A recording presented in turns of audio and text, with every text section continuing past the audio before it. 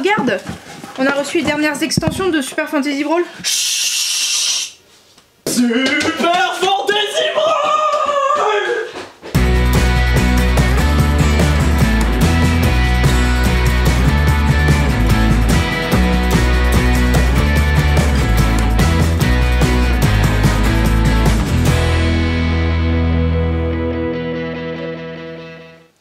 Salut à tous et bienvenue dans cette vidéo du vendredi. Salut Alice. Salut. Dans cette vidéo, on va vous montrer plein de choses. L'équipe est enfin au complet. Il va y avoir Alex dans quelques instants. Avant de commencer à vous présenter les jeux, j'ai deux petites choses à vous dire. La première, c'est que notre concours Instagram pour des places pour le Bordeaux Geek Fest va bientôt terminer sur Instagram, n'est-ce pas Alice? Oui, là voilà. je suis en train de tirer au sort le ou la gagnante. Ok, donc est-ce qu'ils ont le temps de se dépêcher d'aller s'inscrire rapidement ou est-ce que c'est fini? Alors je suis souvent en retard, donc peut-être que vous avez jusqu'à 13 h. Vous avez peut-être votre chance, donc là ça vaut le coup d'aller y jeter un coup d'œil. La deuxième chose, c'est qu'en fin de vidéo, vous allez nous retrouver sur un focus sur le jeu Extinction qui sortira en fin d'année et on doit avouer qu'on a beaucoup aimé. On a aussi testé un nouveau petit setup avec la caméra et vous allez découvrir tout ça. En attendant, on commence donc avec les nouveautés et ça va commencer de ce côté-ci avec Voyage au centre de la Terre. Une thématique qui moi me fait très plaisir parce que j'adore Jules Verne, le papa de la science-fiction, et donc Voyage au centre de la Terre est un jeu de cases à cocher, un jeu de flip and write, un retourne et gribouille comme diront certains, un jeu de Alberto Milan et Pedro Soto, et pour un nombre de joueurs de 1 à 50, pourquoi? Parce que tant qu'il y a des fiches on peut jouer, et je suppose que ça veut dire qu'il y a 50 fiches. Ces fiches, eh bien vous en avez 2 par personne, comme ceci, bien sûr elles sont recto verso. Elle représente d'un côté votre voyage au centre de la Terre, forcément, vous vous en doutez, et à droite, ici, les différentes ressources que vous allez gérer pour gagner des points, ou peut-être perdre des points si vous utilisez un petit peu trop vos alliés, mais ils vont vous servir, vous allez le voir. Alors comment est-ce que ça fonctionne? Eh bien déjà, en début de partie, on va chacun choisir l'un des 4 volcans, et on va choisir d'entrer par ce volcan. Moi j'ai choisi par exemple celui du haut, mais j'aurais très bien pu choisir un autre. Sur les autres, on va dessiner des symboles, le rond, le carré, le triangle, et bien parce que dans le jeu ils vont entrer en éruption au fur et à mesure de la partie et ce sera une option de sortie en moins, parce que oui, vous rentrez, vous allez au centre de la Terre, ça c'est une chose, mais ensuite il faudra essayer de sortir. Ensuite, à chaque tour, c'est très simple, vous avez 2 paquets de cartes. Ce paquet de cartes ici qui va vous indiquer dans quelle colonne vous allez cocher ou dessiner quelque chose, et ce paquet de cartes qui va vous indiquer des événements. Donc là, c'est très bien, on va rencontrer une salle dans laquelle on va trouver des champignons. Donc sur la ligne numéro 6, je vais pouvoir dessiner une salle de champignons là où je le souhaite. Donc je vais aller dessiner un petit champignon, par exemple, j'en ai dessiné un ici. On le voit, il est sur la ligne 6, c'est parfait. C'est une salle par laquelle je peux rentrer par n'importe où parce qu'on va dessiner des petits traits, comme on peut le voir ici, ici. Eh bien, ce sont les galeries dans lesquelles on va progresser. Et une fois que j'aurai rencontré les champignons, ça deviendra un carrefour. Je pourrai partir dans la direction qui m'intéresse, mais surtout, je vais entourer des champignons ici. Plus je vais entourer de champignons, plus ça fera des points, mais aussi on va faire des collections. Il y a les champignons, les poissons, il y a les ossements, et clac, quand on fait une colonne, ça fait plus 5 points. Voilà en gros comment ça fonctionne. Donc on va pouvoir trouver différentes choses. On va pouvoir trouver ici tout un tas de choses, notamment des colonnes, des lignes, des fois des emplacements libres. On va pouvoir trouver dans celle-ci, comme je vous l'ai dit, différentes salles ou des galeries. Est-ce que je vais trouver une galerie pour pouvoir vous le montrer? Évidemment non, évidemment non. A-t-on préparé cette vidéo? Non, voilà. Hop là, par exemple ça je dessine un tout droit, tout simplement. Alors là c'est un tout droit vertical, je peux le transformer en horizontal si je le décide, mais on va pouvoir aussi trouver des angles. Voilà, donc ça, vous allez donc les préparer, anticiper à l'avance, parce que bien sûr vous aurez rarement l'occasion de dessiner vos galeries les unes à la suite des autres. Il faudra un petit peu anticiper les cartes, et c'est ce qui est intéressant avec un flip and write. Plus on va progresser dans le paquet de cartes, plus on va pouvoir estimer ce qu'il nous reste à piocher ou pas, et donc on va anticiper nos mouvements. Ce qu'on va pouvoir trouver également, ça va être ces 2 cartes là qui vont être très intéressantes. Il y a d'un côté, on va commencer par celle-ci, la plus sympa, l'eau. Et bien l'eau c'est aussi une salle, vous êtes bien content de trouver l'eau, vous allez entourer l'eau qui est donc sur la ligne du dessus ici, et à un certain moment, vous aurez besoin d'eau. Si vous n'en avez pas, vous êtes éliminé de la partie. Attention. Alors il y a 2 écoles. Il y a ceux qui sont éliminés, ils disent tant pis, tu fais 0 points. Puis il y a ceux qui disent t'es éliminé, mais t'inquiète pas, à la fin de la partie, on comptera tes points. C'est vous qui voyez. Autre élément que l'on peut trouver, ce sont les dangers. Les dangers, ils vont vous faire passer votre feuille à gauche ou à droite. Vous suivez le sens des flèche et vous allez cocher là où est indiqué hein, avec la carte à côté. Donc par exemple si c'était un F, eh bien on me dit je vais cocher dans le F sur la carte du voisin du coup, et mon voisin va me gâcher ma carte aussi. Donc il y a de l'interaction dans ce jeu, on va aller s'embêter un petit peu, on va voir où l'autre joueur a peut-être envie d'aller et puis lui mettre un petit gribouillis pour l'embêter. Les deux paquets de cartes ne font pas la même taille, ne vont pas s'épuiser en même temps. Et à chaque fois que l'un des deux paquets de cartes va être épuisé, il va se passer différents événements. Ce qui peut se passer, c'est quand ce paquet de cartes va être terminé, eh bien il va y avoir un volcan qui va entrer en éruption. Vous avez 3 cartes de volcan, vous en tirez une. Par exemple ici, ça avait été le triangle. Quand celle-ci va être terminée, eh bien là, vous allez cocher une case d'eau. C'est à ce moment que si vous n'avez pas d'eau, vous êtes éliminé. Pour le reste, comment va-t-on faire du score? Eh bien, vous l'avez vu qu'il y a des collections d'éléments à rencontrer en jeu. Le premier joueur arrivé au centre de la Terre va également gagner des points. Plus on arrive tôt dans la partie, plus on gagnera 2 points. Si vous arrivez à sortir du volcan avant les autres joueurs, ça vous fera des points aussi. Voilà donc en gros pour Voyage au centre de la Terre. C'est qui les monsieur bah oui, c'est qui les messieurs? J'avais oublié cette petite étape. Ce sont des personnages que vous pouvez utiliser à tout moment. Quand je le décide, eh bien, je vais donc faire une coche sur un de ces emplacements pour dire que je l'ai utilisé, donc ça fait des points négatifs, mais j'utilise un pouvoir. Les pouvoirs sont remplacer un événement que l'on rencontre par un joker. C'est une salle qui peut être mise à côté d'une autre salle. Alors que les salles en temps normal on ne peut pas le faire, et bien ça va être sympa, ça remplace la ressource de mon choix. Celui-ci me permet de faire +1, -1 sur la location, la ligne ou la colonne où je dois aller cocher. Et celui-ci me permet tout simplement d'ignorer les cartes et d'aller dessiner une petite bifurcation là où j'avais déjà mis une galerie. Voilà. Attention, ces personnages, dans le tirage des cartes, peuvent être amenés à être épuisés. Mais quand on va remélanger les cartes à nouveau, ils vont redevenir disponibles. Cette fois-ci, j'ai rien oublié. On va pouvoir passer au jeu suivant qui est juste ici. Stranger Things, Attack of the Mind Flayer. Alors ça me fait toujours plaisir parce que moi j'adore Stranger Things, c'est une série que j'aime beaucoup. C'est un jeu à identité cachée. En gros, c'est un jeu de déduction sociale. C'est très simple. Il va y avoir parmi nous des Mind Flayers, donc c'est des gens qui sont infectés par une espèce de créature d'une autre dimension. Si vous avez vu la série, ça va totalement vous parler, sinon c'est pas grave, vous comprenez le concept. Et le but du jeu, si vous êtes un Mind Flayer, un flagelleur mental, c'est inspiré de Donjons et Dragons, vous allez essayer de parasiter les autres joueurs. En gros, vous allez essayer de les corrompre. Comment ça fonctionne? C'est très très simple. Chacun notre tour, on va piocher une carte, on la regarde, et cette carte, on va aller l'offrir gentiment à un autre joueur, donc face cachée évidemment. Ces cartes, ça peut être différentes choses. Ça peut être des cartes de coups durs ou coups de pouce. Les coups de pouce vont annuler les coups durs, et en gros, quand vous avez 3 coups durs, vous êtes éliminé du jeu. Peu importe qui vous êtes. Vous allez avoir les Mind Flayers, les flagelleurs mentaux, et les bons souvenirs. Les bons souvenirs, eux, ils combattent le flagelleur mental. Mais si vous avez 3 cartes de flagelleur mental qui ne sont pas annulées par des bons souvenirs, vous devenez du côté des flagelleurs mentaux. Et là, votre but, ça va être d'essayer de corrompre tout le monde, de parasiter tout le monde, de transformer tout le monde en flagelleur mental. Et je crois que c'est à peu près tout.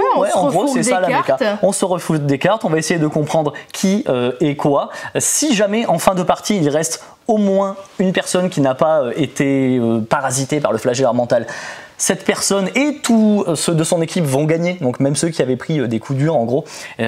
Par contre, si tout le monde est parasité par le flagelleur mental, c'est les flagelleurs mentaux qui gagnent. Voilà en gros un petit jeu de déduction sociale. L'été approche et c'est des jeux qui vont bien fonctionner en début de soirée ou à l'apéro, ça s'y prête très bien. Avec un thème Stranger Things, c'est encore mieux. On continue. Par ici, on retourne sur du jeu de cases à cocher. Alors c'est pas vraiment à cocher, on a certes une petite fiche individuelle, mais on va plutôt aller dessiner des formes. C'est donc Distant Suns, un jeu de Gary Kim et Yong Min Jung, et illustré magnifiquement par Vincent Dutré, qu'on reconnaît tout de suite. Ça fait plaisir de voir Vincent Dutré sur ce thème science-fiction. Évidemment, moi, ça me parle. C'est un jeu de 2 à 4 personnes, pour 10 ans et plus, et pour des parties de plus ou moins 20 minutes, une demi-heure. Comment est-ce qu'on joue à Distant Suns? Eh bien, on va y jouer en 3 manches. Dans chacune des manches, on va être emmené à aller dessiner des formes et il faudra faire différentes choses avec ces formes. Alors ces formes, vous allez en dessiner une, puis une autre qui va être à côté, connexe, puis encore une autre, et donc on va se propager petit à petit. On va gagner des points lorsqu'on va recouvrir des aliens comme ceci. Alors en fait, on va pas vraiment gagner des points immédiatement, c'est juste que les aliens non recouverts en fin de partie, ça vous fait des points négatifs, donc on va essayer de le faire.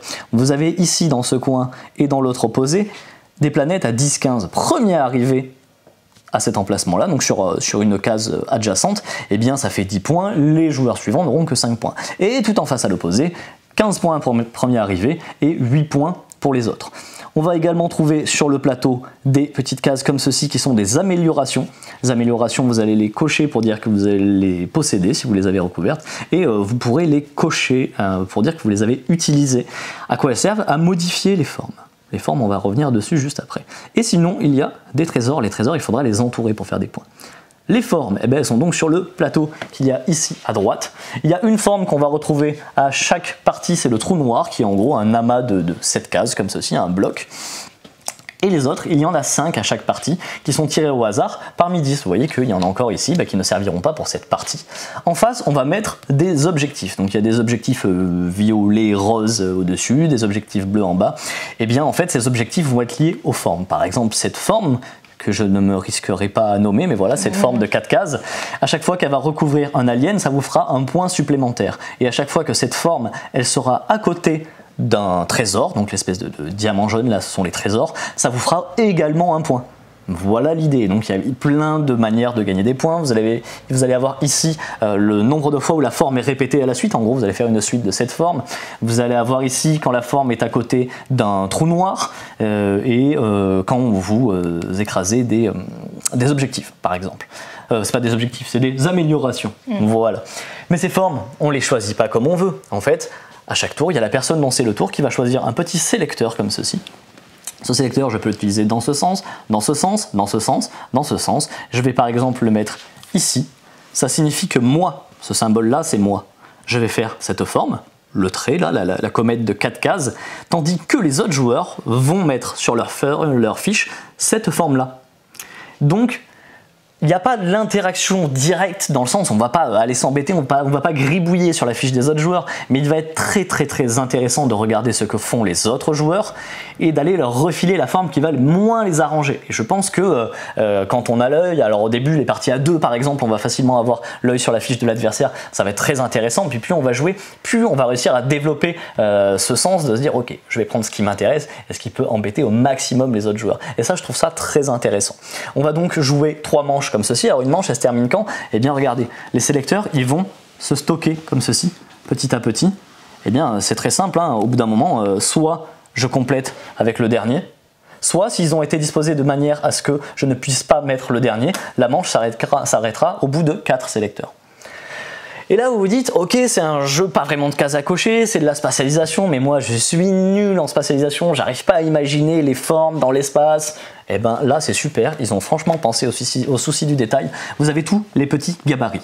Ça c'est vraiment génial, donc ben voilà la forme de la Lune, si je dois la placer quelque part, je galère, j'arrive pas à imaginer comment est-ce que je pourrais la placer, je prends le petit gabarit et je vais aller le poser et je me dis ok, et ben c'est sympa parce que si je le mets par exemple comme ceci, je vais pouvoir commencer à entourer ce trésor, et quand ce trésor est entouré, ça me fera des points. Voilà en gros petit détail très Distant Suns. Ouais, vraiment le petit souci du détail en termes de travail éditorial. En termes de travail éditorial de manière générale, je le trouve très bien pensé. C'est une véritable bonne petite surprise que ce Distant Suns. Je crois que j'ai fait tous mes jeux du départ comme ça, je passe la main. Bonjour, bon joueur, bonsoir, bon joueur, bonne joueuse. Ils sont arrivés, ça y est, ils sont là.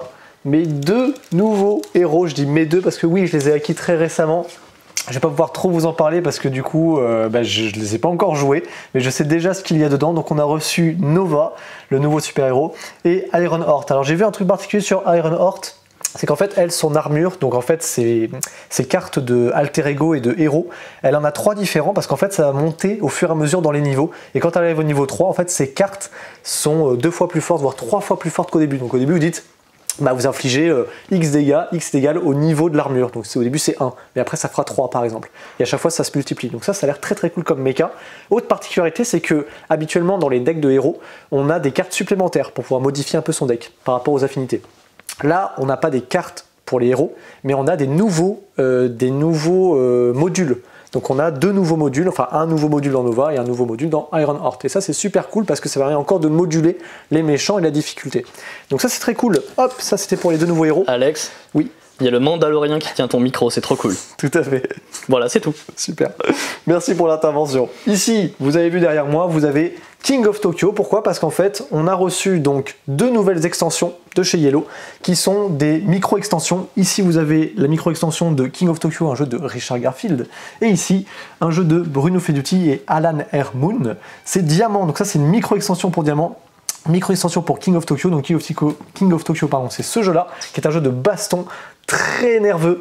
Vous allez lancer des dés, foutre des baffes à tout le monde, bref, c'est hyper fun. Du yam avec des gros monstres qui se mettent des torgnots. Exactement, avec des super pouvoirs, et notamment dans la micro-extension, vous allez pouvoir obtenir le matériel qu'il y avait dans la boîte à l'époque qui s'appelait la Dark Edition. Oui, il me semble que c'est ça. Qui était aussi une extension, en fait, qui rajoutait du matos en plus, notamment une extension qui était introuvable ailleurs, d'où le fait d'avoir la Dark Edition. Et là maintenant, vous pouvez l'avoir grâce à cette micro-extension qui rajoute ce qu'il y avait dans la boîte, notamment en fait des cartes supplémentaires pour des pouvoirs, et ce qu'ils appellent en fait une piste de méchanceté, la jauge de méchanceté, pour alimenter, pour agrémenter un petit peu vos parties, pour les différencier. Ici, on a du coup le jeu de base Diamant, donc Diamant, et du coup maintenant l'extension mise en garde et trahison, où en fait maintenant vous allez pouvoir, donc de base dans Diamant, c'est un jeu plutôt de prise de risque, vous allez pouvoir récupérer des diamants, plus vous allez loin, plus vous allez pouvoir en récupérer. Là, ce qui est cool, c'est qu'apparemment dans cette extension, vous allez pouvoir récupérer des cartes qui vous permettent de voler des diamants aux adversaires, et évidemment, comme son nom l'indique, de les trahir. Donc tout ce petit côté fun me rend très joyeuse. Qu'est-ce que j'ai d'autre à vous présenter? Je crois que c'est tout. Eh bien, on va bouger. Ouais. En fait, c'est pas tout. Nous avons également, qui est arrivé chez Yellow, Allegra. Allegra, c'est un jeu pour 2 à 6 joueurs à partir de 8 ans pour des parties d'environ 30 à 40 minutes. Ça va dépendre du nombre de joueurs. Et notamment ici à Allegra, on va retrouver cette même petite grille qui nous fait penser à un jeu qui s'appelle le Skijo, pour ceux qui connaissent. Et ici, en fait, on a le même système que Skijo, c'est-à-dire que le but du jeu, ça va être d'avoir le score le plus faible avec sa petite grille de 12 cartes, sauf que c'est pas exactement 12 cartes que vous avez dans votre grille, puisqu'en fait, comme chaque joueur a une grille devant lui de 12 cartes, en réalité, vous en avez 15 à comptabiliser en tout, parce que votre joueur, donc le joueur qui est à votre gauche, votre adversaire qui est à votre gauche, a également une grille de 12 cartes, et sa colonne de sa grille la plus à droite est compris dans la grille de son adversaire qui est à sa droite. Donc là, en fait, pour faire simple, j'ai une grille de 12 cartes, et la grille ici, la plus à droite de la grille de mon adversaire qui est à ma gauche, et fait également partie de ma grille. Et donc du coup, ça a changé pas mal de choses. Pourquoi? Parce qu'il y a, en plus de ça, une autre subtilité. Mais la première, c'est que du coup, quand je fais des alignements, par exemple, si jamais je récupère un 1 que je place ici, et bien ici, il y a bien un alignement de 3 cartes, donc du coup, je vais supprimer ces cartes-là, un peu comme au Skijo, sauf que là, on peut les faire en ligne et en colonne. Mais du coup, en supprimant cette ligne-là, du coup, j'offre aussi des points en moins à mon adversaire, puisque du coup, je supprime une de ces cartes. C'est super malin. Ce qui va se passer aussi ensuite, c'est que quand je vais piocher une carte, donc si je prends la première de la défausse, elle est visible, il ne se passe rien. Par contre, si je prends la première de la pioche, je la révèle, donc tout le monde la voit. Et là, il y a un joueur qui peut toquer, entre guillemets. C'est-à-dire qu'en gros, il va dire, ok, toquer, c'est-à-dire moi, je la veux, cette carte. Si c'est le cas et que vous êtes d'accord, vous pouvez refuser, mais si vous êtes d'accord, vous allez pouvoir échanger une de votre carte de votre grille avec une de ses propres cartes de sa grille, et lui il va récupérer la carte que vous avez piochée et il va la passer dans sa grille. Donc faites attention à ce que vous laissez, notamment quand vous allez tirer une carte qui vous intéresse pas, mais quelqu'un va toquer et dire moi je la veux. Ah oui, mais du coup tu vas la mettre là, du coup tu vas t'enlever une grille, et du coup ça m'avantage pas. Voilà. Donc en gros vous allez avoir un jeu qui reprend la base du jeu du golf, donc comme Skijo, mais qui va rajouter cette subtilité, qui va donner cet aspect un petit peu semi-coopératif où on a une grille, ou du moins une partie de la grille d'un adversaire qui est partagée avec la sienne.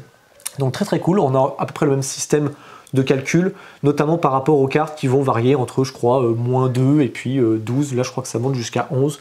Mais voilà, donc on retrouve ce petit jeu de cartes très sympathique qui, je pense, peut concurrencer un petit peu le Skijo. Ça pourrait. Coucou. Bon, je suis devant la caméra pour le petit Splito. Partager tout sauf la victoire. J'avais même pas lu le sous-titre encore, je viens de le découvrir. C'est pas mal, en vrai. Moi je l'ai senti comme un semi-coopératif. J'étais même très impliquée dans ma victoire avec Fanny. Bon, j'ai gagné, hein, mais j'étais impliquée quand même. C'est de la coopération, vous allez voir. Splito, c'est un petit jeu de cartes de 3 à 8 joueurs à partir de 8 ans pour 15 minutes environ de jeu. Ça peut être très rapide. C'est vraiment super simple comme petit jeu de cartes, très malin. Ça va mélanger un peu du Between Two Castle ou Betwixt Trône de Fer dernièrement. Yes.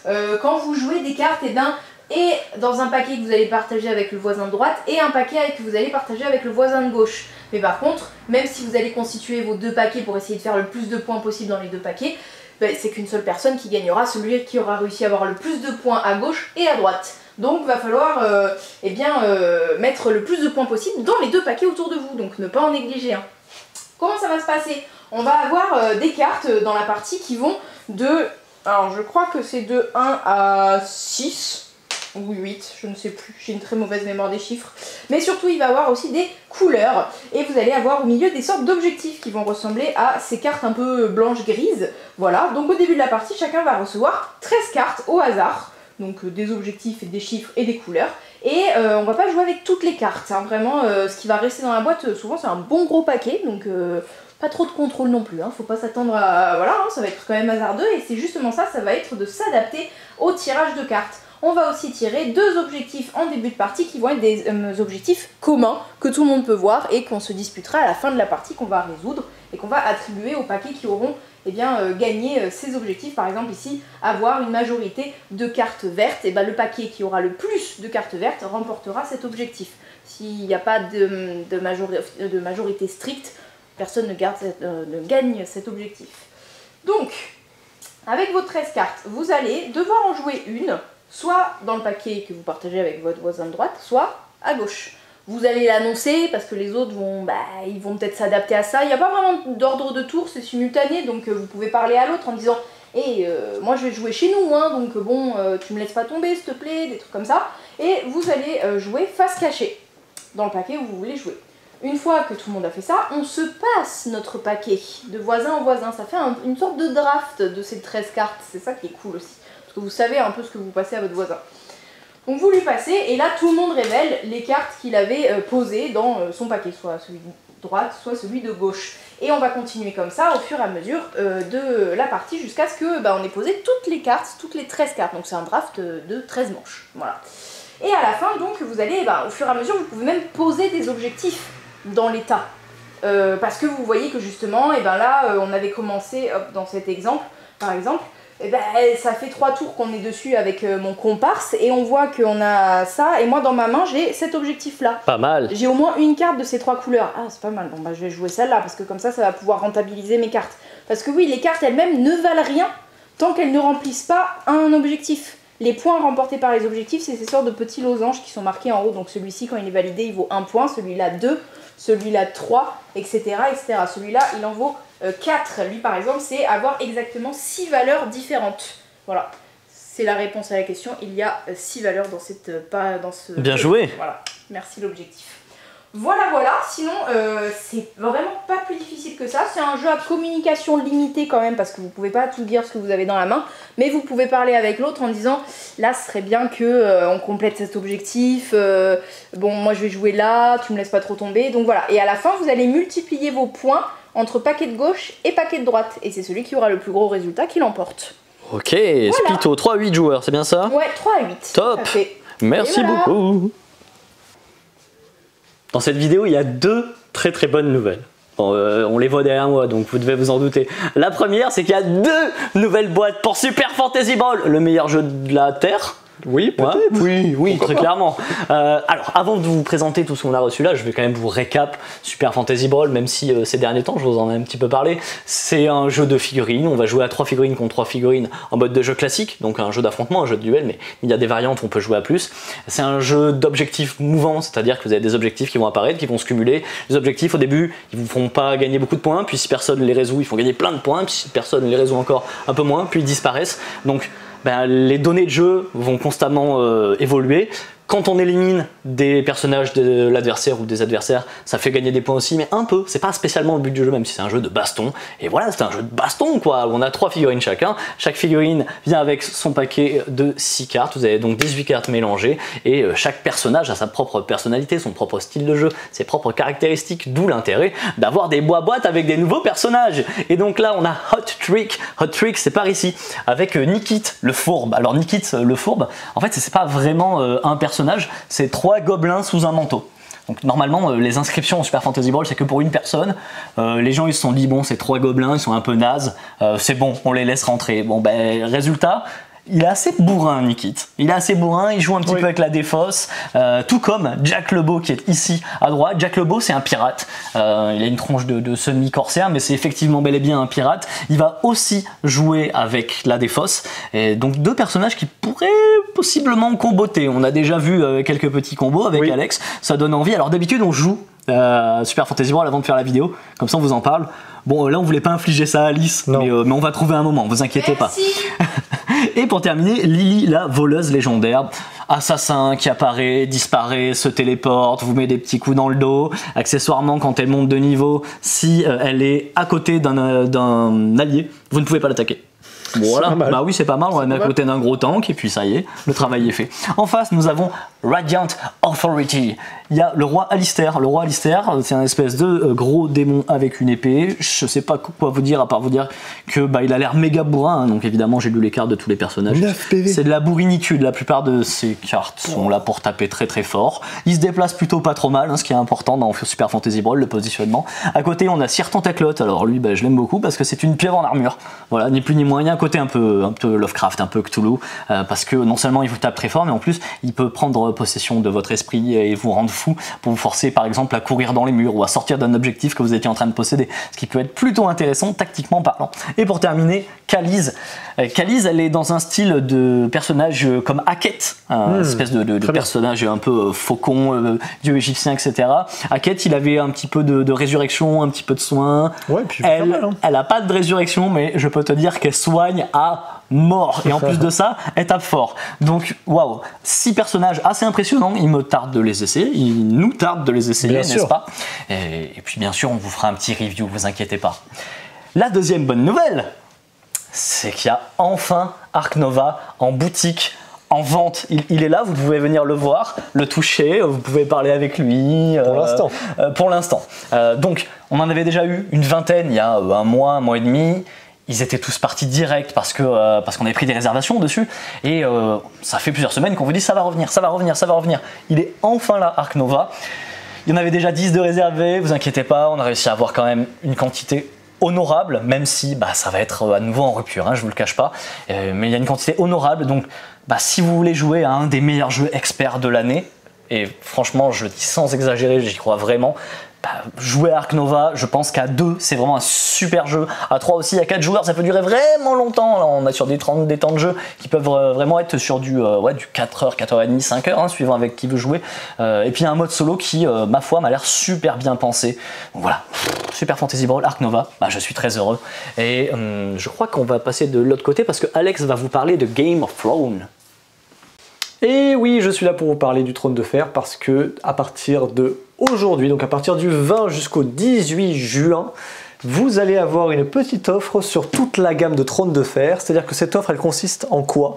C'est-à-dire que vous allez pouvoir acheter une boîte de base ou 3 extensions toutes confondues, sauf les paquets de mise à jour évidemment, parce qu'il y a des paquets de mise à jour pour Trône de Fer, et vous profiterez d'une réduction immédiate de 30 €, que ce soit pour l'achat de 3 boîtes d'extensions ou une boîte de base. Donc je laisse Alice montrer un petit peu tout ce qu'il y a en Trône de Fer. Donc en Trône de Fer, là, il n'y a pas tout exactement, parce que comme on participe à cette offre-là, en plus de ça, en plus de ça, en fait, de participer à cette offre, il y a des boîtes qui doivent arriver en juin, mais qu'on pourra vendre, nous, en exclusivité à l'avance. Donc n'hésitez pas à profiter de l'offre, parce que le jeu Trône de Fer, on n'en a peut-être pas assez parlé, mais c'est un jeu de fou qui va mêler à la fois le côté jeu de wargame, mais en plus de ça, sur le côté, vous avez les différents hommes de pouvoir, les différents hommes qui vont aider le roi à prendre des bonnes décisions pour la bataille, donc ils sont hors bataille, et ils prennent des décisions qui vous permettent d'influencer la bataille en cours. Donc si, mettons, on joue Lannister contre, on va dire, allez, les Stark pour leur faire plaisir, même si les Stark ils n'ont pas grand chose dans l'ordre, bref, si les Lannister vont battre les Stark, ou du moins essayer de les affronter, vous avez de côté différents personnages comme Tyrion, comme Tywin, comme Cersei par exemple, qui eux ne seront pas forcément sur le champ de bataille, mais plutôt autour, plutôt près du trône, pour prendre les bonnes décisions et du coup qui vont influencer le combat. Et à côté on aura les Stark, même si je vois pas combien ils sont parce qu'ils sont tous morts. Bref, vous avez du coup cette offre qui est valable jusqu'au 18 juin, donc n'hésitez pas, profitez-en, on l'a fait à la boutique. Et à toi Antoine? Ah oui, je suis censé dire un truc là. Ah oui, c'est Actu JDR. C'est une petite actu. Oui, je l'avais pas fait la semaine dernière. Et dans les commentaires, on m'a dit il est où le petit jingle Actu JDR. C'est bon, c'est fait. Et donc, il y a ceci qui est arrivé. L'Odyssée des Seigneurs Dragons. Et ici, il y a un petit 5E. Ça veut dire quoi le petit 5E ici? Ça veut dire que c'est fait pour être joué avec la 5e édition de Donjons et Dragons. C'est pas un produit Donjons et Dragons officiel. C'est pour ça qu'ils n'ont pas le droit de le marquer. Mais très clairement, c'est Donjons et Dragons. C'est pour ça que actuellement il est ici parce que c'est une nouveauté. Mais quand il va partir en rayon, il sera avec les bouquins de Donjons et Dragons. Voilà. Qu'est-ce que c'est? C'est une campagne. C'est une campagne de longue haleine. Parce qu'en fait, c'est une campagne pour personnages de niveau 1 à 15. Ce qui est assez costaud, parce qu'en général, vos campagnes classiques Donjons et Dragons couvrent 5, 7, 9, 11 niveaux. En général, c'est de niveau 1 à 11. Et bien là, voilà, on va monter quasiment au niveau maximum, rien qu'avec cette campagne. Si vous faites des petits side quests, si vous vous perdez à droite à gauche, si vous rajoutez des petits bouts d'histoire, c'est bon, vous montrez au niveau maximum. Montre. Oui, il faut montrer. Il faut montrer parce que c'est super joli.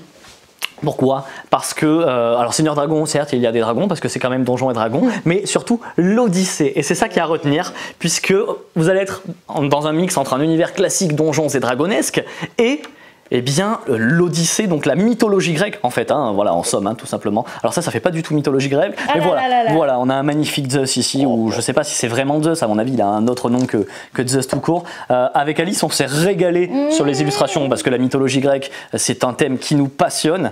Et bah, c'est pour ça que j'ai craqué, c'est pour ça que j'ai décidé qu'on vous le propose à la boutique. En plus, une belle grosse campagne dans un univers original comme ceci, avec de belles illustrations, de la belle mise en page comme ça. Ça fait longtemps qu'on n'en avait pas eu à vous proposer. Et donc, eh bien, on est très très heureux de vous proposer l'Odyssée des Seigneurs Dragons à la boutique. Et voilà, c'était une petite actu. C'est une actu qui fait très plaisir. Et on repasse de l'autre côté.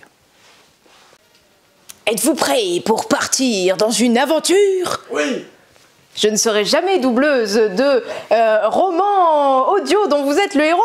Voilà, la carte dont vous êtes le héros qui en gros est vraiment un livre dont vous êtes le héros audio avec un support de cartes qui est fourni donc dans cette petite enveloppe. Voilà, là vous avez un petit aperçu du matériel. Donc vous allez avoir une magnifique carte dans le même style graphique. Bah, voilà, vous l'entreapercevez, un très joli style graphique, en tout cas dans la boutique on l'adore.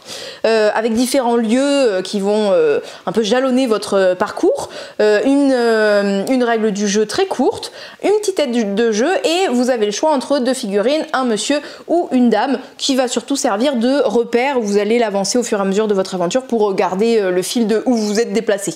Voilà. Sinon, ce qui va surtout vous falloir, bon ça c'est des jetons équipements que vous allez peut-être récupérer pendant l'aventure. Ce qu'il va surtout falloir, c'est l'application de Spoken Adventures sur votre tablette, Android, téléphone et tout autre matériel électronique.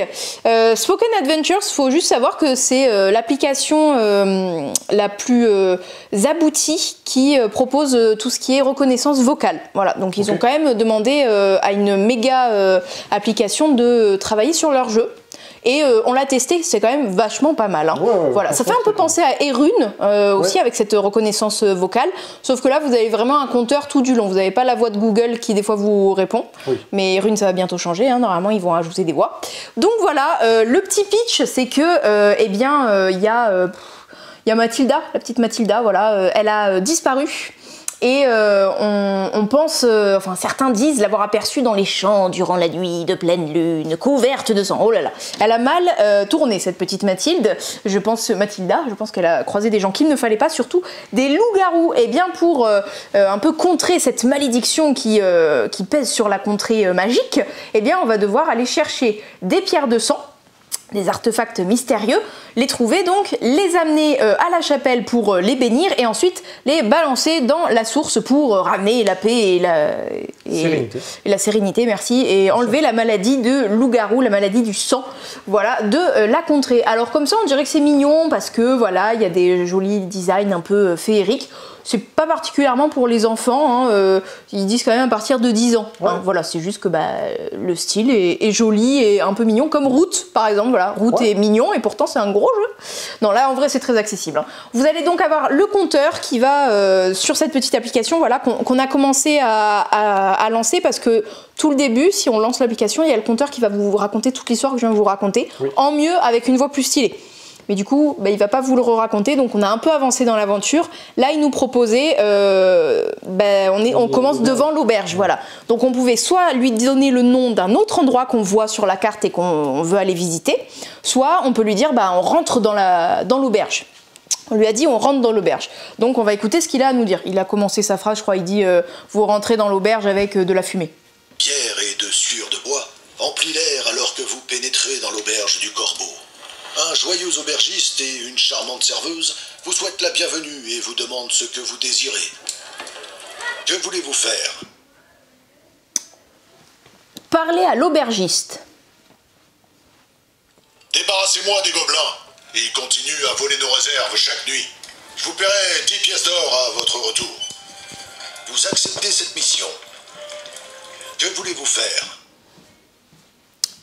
Alors, là, il va essayer de me répondre. Alors, attendez. Là, il entend tout. Il entend tout. Je ne Voulez-vous comprends. boire un verre, manger, un lit pour la nuit, parler à l'aubergiste ou partir? Voilà, donc là je lui ai dit chut parce qu'il allait continuer à me parler. Mais comme vous voyez, il a reconnu ce que je lui ai demandé. Et eh bien la quête principale, c'est de retrouver les pierres de sang. Oui. Sauf que là, vous avez bien compris qu'il vous avait donné une petite mission secondaire. Trouvez-moi les gobelins pour avoir des pièces d'or. Alors on n'est pas allé jusqu'au bout de l'aventure, parce qu'on n'a pas la carte ouverte. Et parce que bon, on travaille nous dans la vie. Oui.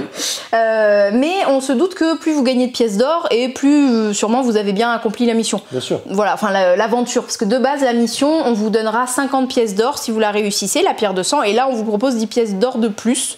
Donc je pense que vous pouvez, je sais qu'il y a des gens qui sont vraiment focus que sur la mission de base, et je sais que vous pouvez aussi aller autour et essayer de réaliser les missions autour, les petites quêtes annexes. Mais voilà, du coup, vous voyez quand même, ça a bien reconnu ma voix. J'ai pas non plus parlé comme un robot, et il m'a bien reconnu, et je sais pas ce que vous en pensez, mais le narrateur est plutôt cool. Ouais, voilà. Moi j'ai très hâte de faire l'aventure complète. Voilà. On va enchaîner? Oui. Par ici, par ici. On a enfin reçu Pimpon.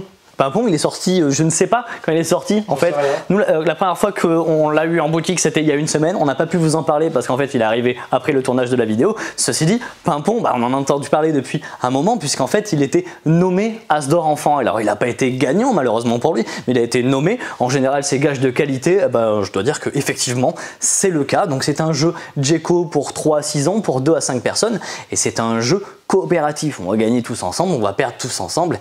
Nous jouons à des pompiers, ici regardez-moi ce petit camion, le pompier qui roule, hop, et il y a une maison qui va être en flammes, il va falloir la sauver des flammes évidemment, mais pour ça il va falloir arriver à survivre aux embouteillages. Comment ça se joue? On va jouer chacun notre tour, on va jeter le dé. Bon alors quand on est comme moi et qu'on n'a pas de chance, qu'est-ce qui se passe? On prend une petite flamme, on met la flamme sur la maison, vous vous en doutez, quand on a mis toutes les flammes, c'est fini.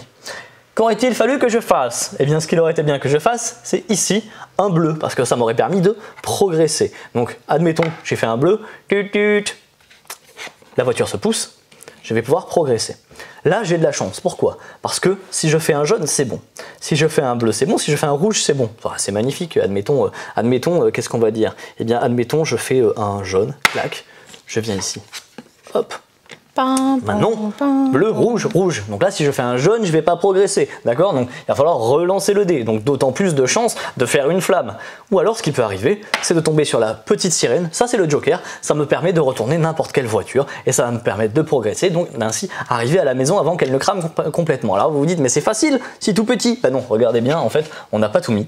Il y a plein de tuiles. Donc on peut choisir le niveau de difficulté, qui sera aussi le temps de jeu en fait, en quelque sorte. On va adapter suivant le moment avec lequel on joue à l'enfant. Donc voilà, un petit Djeco, ce Pimpon qui a un matériel vraiment top, les tuiles sont super épaisses. Ce petit camion de pompier avec ses vrais petits trous, c'est un régal. Et puis, quand on a passé 6 ans et qu'on a envie d'un petit peu de jeu d'affrontement, quand on est plus grand, qu'est-ce qui se passe? On va aller par là-bas. Et on va aller jouer à Farm and Furious, un jeu à partir de 7 ans, de 2 à 5 personnes. Là, c'est un jeu de course, c'est un jeu de relais en fait, on va se passer des relais, ces relais se trouvent être des légumes, il y a un départ, il y a une arrivée, il va falloir être le premier à arriver. Pour progresser, Là, pas de dés, non, non, non, on va choisir des cartes. Donc on a chacun notre paquet de cartes à l'effigie de notre équipe. Donc moi je suis l'équipe du relais maïs. Là, bien sûr, on est en cours de partie, on a avancé, hein, sinon on est tous sur le départ, hein, bien sûr. On va chacun choisir une carte de notre main. 1, 2, 3, on révèle. Et simultanément, on va résoudre. À part qu'évidemment, vous allez le voir, il y a certaines cartes qui vont annuler ou qui vont profiter d'autres cartes. Et c'est ça qui va être très malin, puisqu'en fait, les cartes qui sont jouées restent sur la table, sauf qu'il y a une action qui permet de les récupérer évidemment, et on va pouvoir anticiper, essayer de deviner ce que vont jouer les autres joueurs. Alors des cartes, il n'y en a pas beaucoup, je vais vous l'expliquer. Vous avez les petits canaris ou canetons, je ne sais pas dire, je pense que ce sont des canetons. Les canetons, c'est très très simple, je le joue, je vais progresser de une case par caneton qui a été joué par les autres joueurs, donc on va profiter les uns les autres des canetons, tout simplement. Vous avez la poule vous fait avancer de 3 cases. Simple, basique, efficace. Vous avez le lapin, il va vous faire progresser de 4 cases. Mais si il est le seul lapin, s'il y a d'autres lapins, bah ça marche pas, vous restez sur place.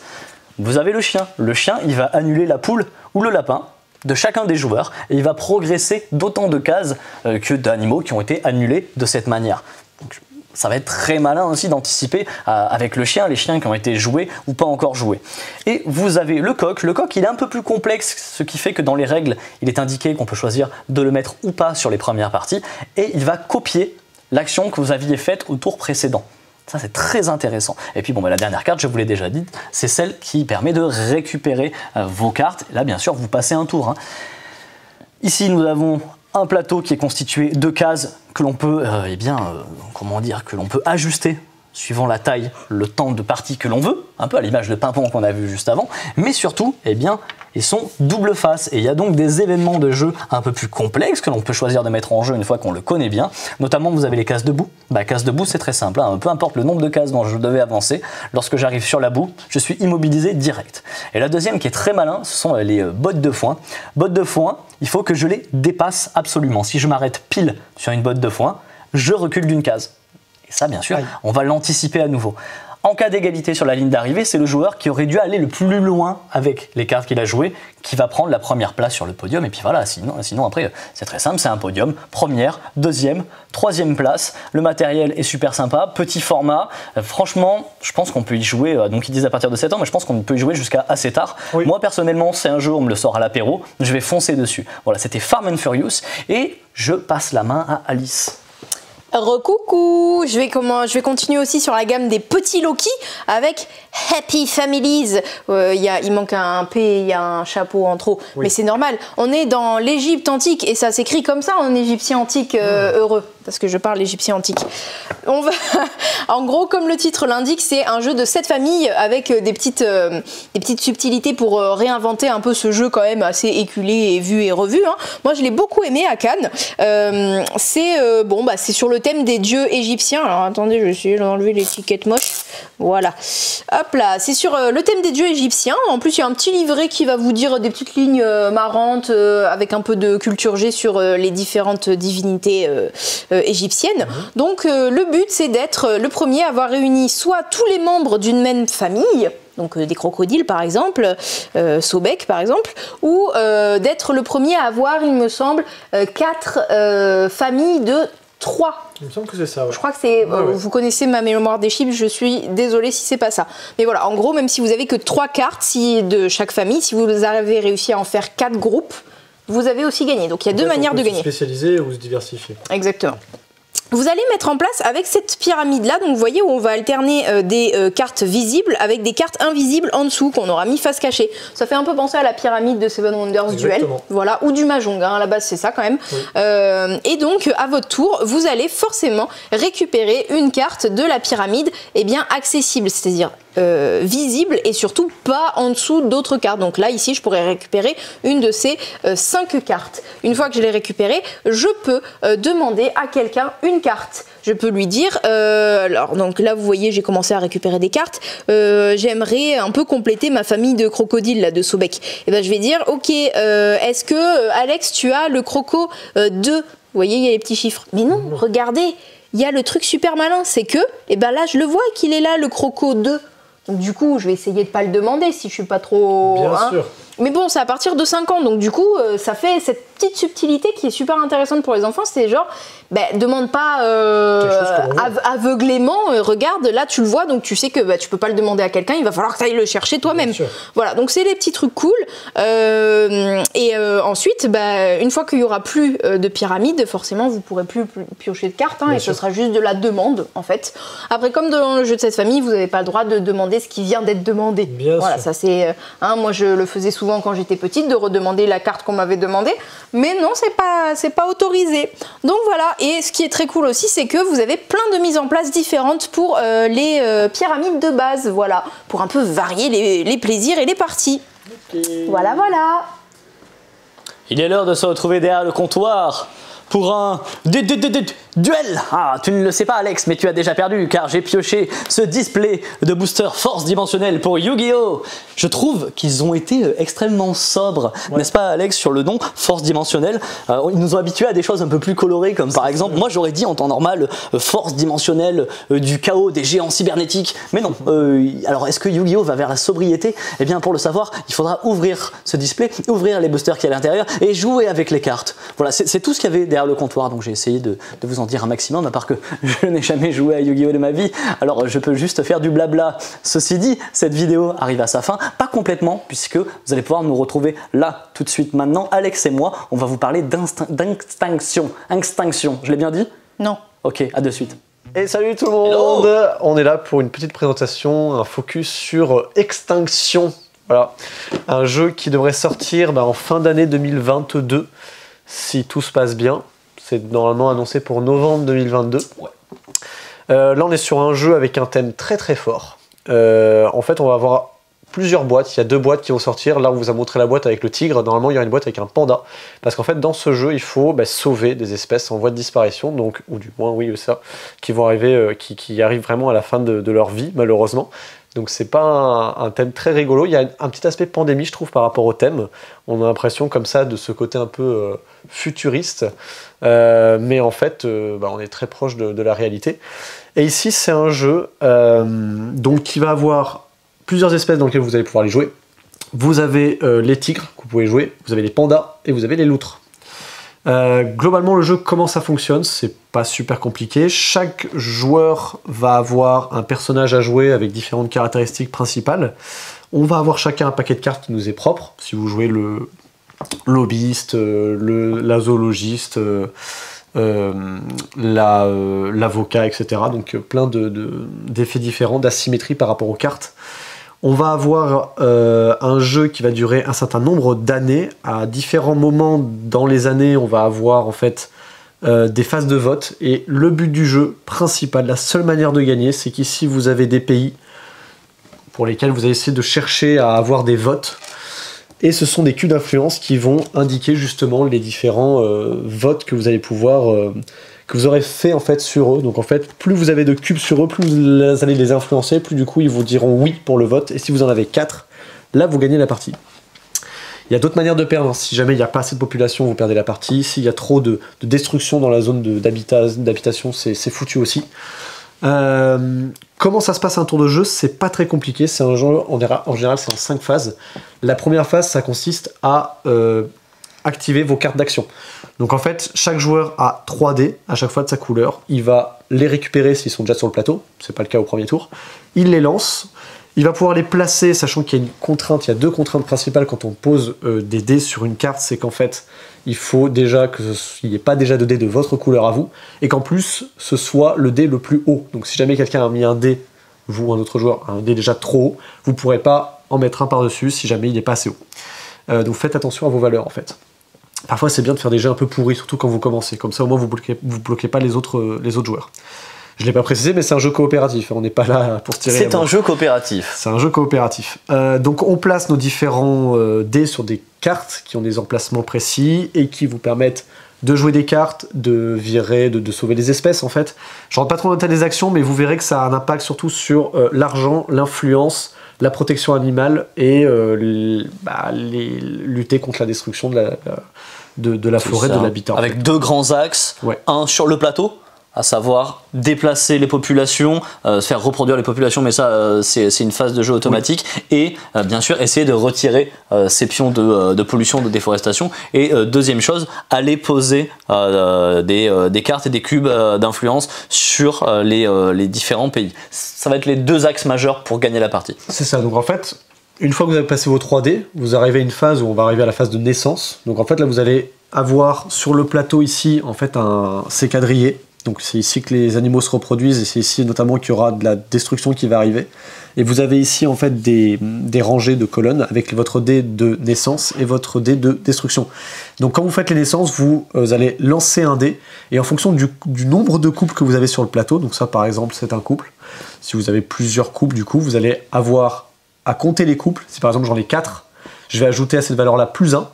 Et du coup, si je lance mon dé et que je fais une valeur égale au nombre de couples plus 1, donc si je fais égal ou inférieur à cette valeur-là, là j'avais par exemple 4 couples plus 1, 5, si je fais 5 ou moins, je fais une naissance, et c'est indiqué dans les règles pour les naissances. Voilà. Vous placez un tigre en plus sur le plateau. Plus il y a de tigres, plus il y a de tigres, moins il y a de tigres, moins il y a de tigres. Exactement. Et ça c'est terrible. Donc ça c'est pour les naissances. Ensuite vous allez pouvoir placer ces petites tuiles là, vous n'en aurez pas envie mais vous serez obligé de le faire. Ce sera du coup de choisir une rangée ici, donc par rapport à ces colonnes là qui sont indiquées avec le chiffre noir. Vous allez dire bah par exemple je choisis une colonne, vous êtes obligé de faire une colonne où il y a au moins un tigre présent, donc là ce serait 5 et 6. Je choisis 5 ou 6, je dis 5 ou 6, je lance mon dé noir. Et en fonction, bah, ça vous indique, si par exemple je fais 4, bah, du coup 5 et 4, on arrive sur un croisement, boum, ça va dessus. Donc je place une tuile ici. S'il n'y en a plus, on a évidemment perdu la partie. Donc si jamais il y a des tigres, un ou plusieurs, ils sont aussi virés, et du coup, forcément, la destruction va entraîner la disparition des tigres. Donc il faut faire hyper attention à ça. C'est ça, si on n'a plus qu'un seul tigre ou 0 tigre, c'est aussi une fin de partie. On a perdu la partie.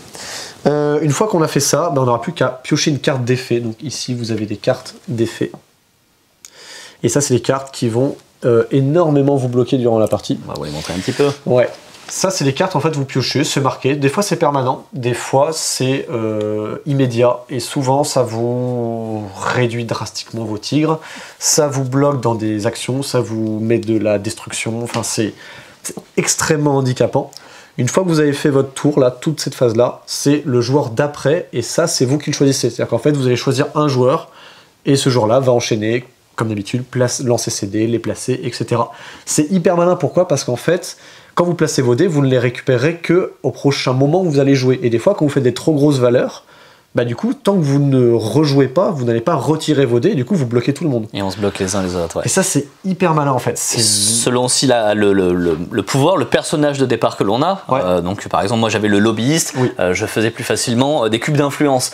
Mais par exemple, un autre joueur pourra plus facilement faire de la déforestation. Ouais. Et ça aussi, vous allez le prendre en compte, en plus des éventuels blocages de dés. Sachant que chaque animal va avoir aussi des règles particulières dans la naissance, notamment là, nous, sur les tigres. Les tigres, une fois qu'il y a une naissance, ce sont des animaux territoriaux, donc en fait l'un des couples doit se diviser, donc vous devez déplacer un tigre qui forme un couple dans une case adjacente. Donc c'est compliqué et en même temps ça peut aider, mais vu qu'ils se divisent, ça veut dire qu'au prochain tour il vaut mieux les reformer pour faire des naissances, sinon du coup ils se reproduisent pas. Pas facile les tigres, pas facile. Donc il faut canaliser leur déplacement. Qu'est-ce qu'on peut dire d'autre sur les cartes en général d'influence? On n'en a pas trop parlé, mais en fait c'est des conditions particulières qui peuvent être d'atteindre un certain niveau. En général, par exemple, je sais pas, c'est 10, 12, 14 à atteindre en influence, en comptant les cubes que vous aurez mis dessus et en comptant une raison particulière. C'est une condition particulière, notamment liée parfois aux cartes que vous avez jouées ou parfois aux cartes que vous avez en main.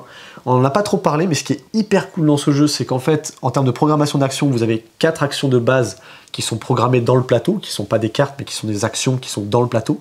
Et vous, quand vous jouez une carte, souvent quand c'est une carte action, c'est qu'elle va s'ajouter aux actions déjà disponibles.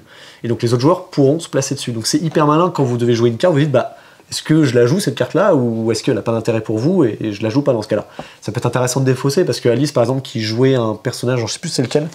C'était une reporter animalière, je crois. La reporter animalière avait une carte qui permettait, lorsqu'un autre joueur défausse une carte, elle gagnait $1 million. Donc c'est hyper bien, parce que si du coup Antoine ou moi on défausse une carte, du coup elle gagnait de l'argent. Et avec de l'argent, on peut faire des actions.